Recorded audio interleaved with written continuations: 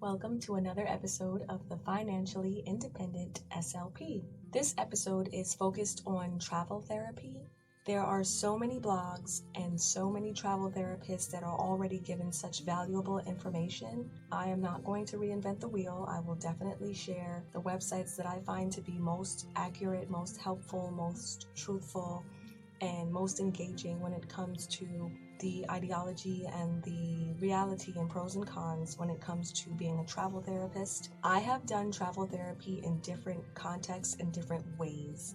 So you can do travel therapy where you have a permanent tax home and you're leaving that permanent tax home and you're going to another location and you're working for a set amount of weeks where your housing is either covered or you're given a per diem stipend that covers your incidentals and meals, your travel expenses, and then also your housing at that location. Typically, to do it the legal way anyway, you have to make sure that you have expenses in two different locations. So you have a permanent place that you call home, whether that's your permanent tax home, permanent residence, and then you have another location that you're temporarily working there and you're showing evidence that you have to sleep in that location in order to be considered a travel therapist.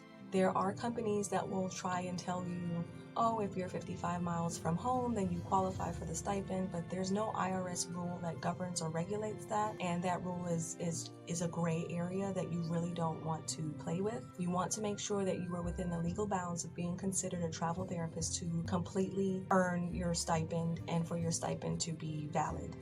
So when you have any questions when it comes to taxes and if you really qualify for a stipend, you always want to consult a lawyer. My favorite group for you to contact with that would be Travel Tax, and I will have their link in the video as I'm speaking. So in addition to just travel therapy where you're going to an assignment from a different location than where you live and you're temporarily there and working for a duration of, for me, I chose the amount of weeks that I wanted to work. So I would offer to cover maternity leaves, or I would say, hey, do you have a place that is really in a long-term need? Or I would cover a short-term vacation. So my travel assignments have been as short as 2 weeks and as long as 2 years. So I had a very unique travel therapy experience where it began to turn into more of a contract experience where I was a contracted therapist, and obviously I had to pay a higher rate of taxes. So it was more like fully taxed, but I wasn't directly working for the facility, which gave me a lot of freedom, a lot of autonomy,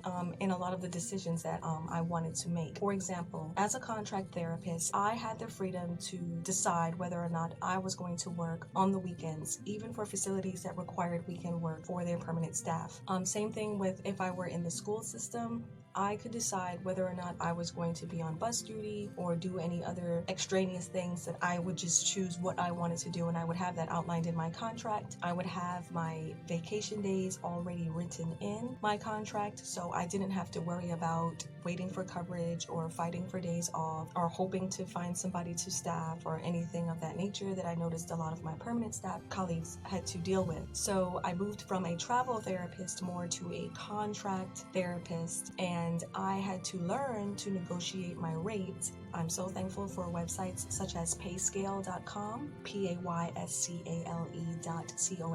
I was able to look up the average pay for a speech language pathologist in that area. It allowed me to be able to push back against the clients and say, well, this is how much I want to make. Everybody is looking at it as a business. So you have the company, that's the contract company, they're looking to make money. Then you have the clients who are looking to fill a need. They don't want to spend too much money. And a lot of times the contract therapists and the travel therapists are not aware of the bill rate. And the bill rate is what the client is paying your company to have you in the facility. I came across some interesting dynamics where for some reason, and I still don't know why, but for some reason, the people where I worked would assume that I was making the entirety of the bill rate, which is totally not the case. There's overhead, there's compliance, there's paperwork, there's medical insurance, there's, credentialing. There's a lot of different costs that come into having a contract therapist or a travel therapist. The bill rate is all inclusive of those different elements. And again, it depends on the company. And I've told people a lot who ask about travel therapy, oh, well, which company should I go with? And for me, it's not about the company you should go with, it's about the recruiter you should go with. The recruiters, they're pretty much like fancy therapeutic salespeople. They have to pitch you assignments and then they have to pitch you to the assignments. So you want to work with someone that you can trust, someone that you feel is listening to you, someone that you feel is not just looking for a commission or trying to make money off of how many hours you're working, but someone who's really willing to sit down and try and provide the best experience for you, because in the long run, that works out for them as well. If you like the placement, you're more likely to extend the assignment and stay there a little bit longer. And that helps the assignment because it just saves a lot of money and a lot of time when the contract therapist is extending, as opposed to them having to go through finding another person all over again. It's a lot easier when the contract therapist stays for the duration of their seeking to complete with a permanent staffer.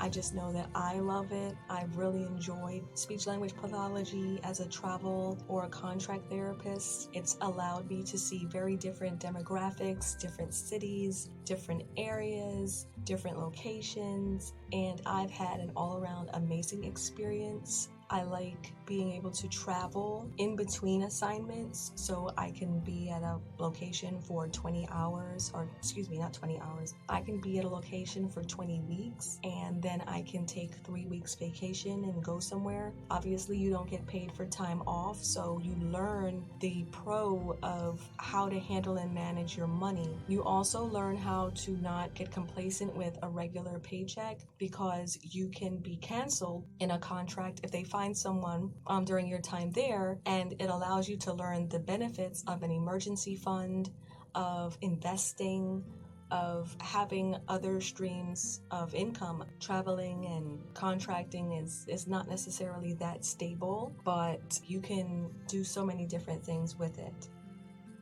So thank you for listening to this episode.